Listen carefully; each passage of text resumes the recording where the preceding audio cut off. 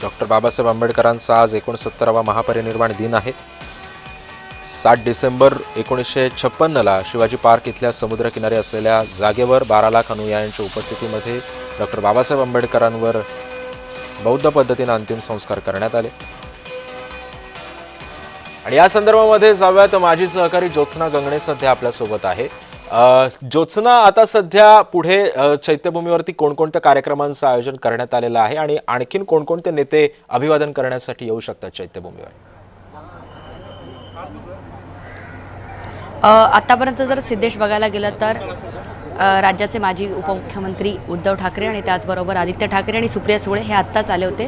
त्याचबरोबर शरद पवार गटाचे महाराष्ट्राचे प्रदेशाध्यक्ष शशिकांत शिंदे सुद्धा आलेले आहेत आणि ते आतमध्ये जाऊन चैत्यभूमीवरती डॉक्टर बाबासाहेब आंबेडकर यांना अभिवादन करत आहेत। तर दुसरीकडे आपण बघतोय की सकाळी प्रोटोकॉलप्रमाणे जे आहे ते राज्याचे मुख्यमंत्री देवेंद्र फडणवीस, त्याचबरोबर राज्यपाल आणि उपमुख्यमंत्री एकनाथ शिंदे आणि इतर नेते मंत्री जे आहेत ते अनेक उपस्थित होते। संजय शिरसाट होते, त्याचबरोबर जे आहेत ते अण्णा बनसोडे होते, जे विधानसभेचे उपाध्यक्ष आहेत, असे अनेक नेते जे आहेत ते या ठिकाणी उपस्थित होते।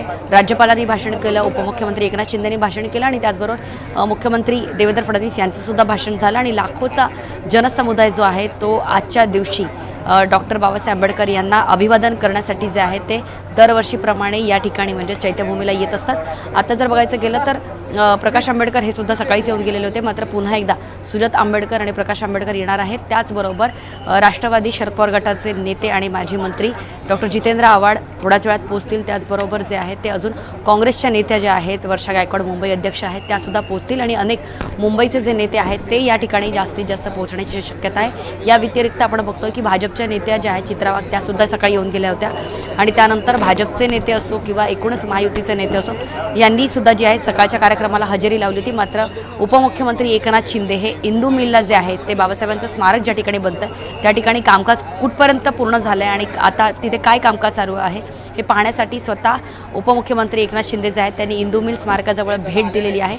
त्यानंतर आपण बघतोय की आता अनेक नेते जे आहेत ते या ठिकाणी येत आहेत। मात्र आपल्याला सर्वांना माहिती आहे की बाबासाहेब यांना इथं अभिवादन करण्यासाठी लाखोंचा जो भीमसागर या ठिकाणी उपस्थित असतो तो कोणत्याही म्हणजे फक्त नेते येतात किंवा कुठल्या पक्षाचे कार्यकर्ते येतात म्हणून नव्हे तर अगदी आशेने आपुलकीने जे आहेत ते मोठ्या आस्थेने या ठिकाणी येत असतात की बाबासाहेबांना ज्यांनी गुलामगिरीतून त्यांना मुक्त केलेलं आहे, ज्यांनी भारताला संविधान दिलेलं आहे, अशा एका महान महापुरुषाला जे आहे ते अभिवादन जे आहे जनसागर जो आहे तो अभिवादन करण्यासाठी येत असतो। आणि चैत्यभूमीचा परिसर या ठिकाणी जे आहे ते मोठी पोलीस तैनात जे आहे ते सुरक्षेच्या कारणास्तव तैनात करण्यात आलेले आहे, कारण हा कार्यक्रम जो आहे म्हणजे आज तो बाबासाहेबांचा 69वा महापरिनिर्वाण दिन आहेच, मात्र अनेक जे भीमसागर आहे तो 4 तारखेच्या संध्याकाळपासूनच जे आहे ते शिवाजी पार्क या ठिकाणी दाखल होत असतो आणि त्यानंतर जवळपास 7 तारखेपर्यंत कार्यक्रम जे आहेत विविध कार्यक्रम जे आहेत ते या ठिकाणी होत असतात। इतकंच नव्हे तर एक विक्रमी पुस्तकांचा खप जो आहे म्हणजे विक्रमी पुस्तकांची विक्री जी आहे ती सुद्धा या 6 डिसेंबर खरं ज्योत्स्ना, त्यामुळे या सगळ्या पार्श्वभूमीवरती डॉक्टर बाबासाहेब आंबेडकरांचं जे काही योगदान होतं शैक्षणिक कार्यामध्ये आणि समाजामध्ये सुद्धा याचा खरंच आज सुद्धा आपल्याला त्याचा फायदा नक्कीच होतोय। त्यांनी केलेल्या या सगळ्या योगदानाबद्दलचा धन्यवाद ज्योत्स्ना, तू दिलेल्या अधिक माहितीबद्दल।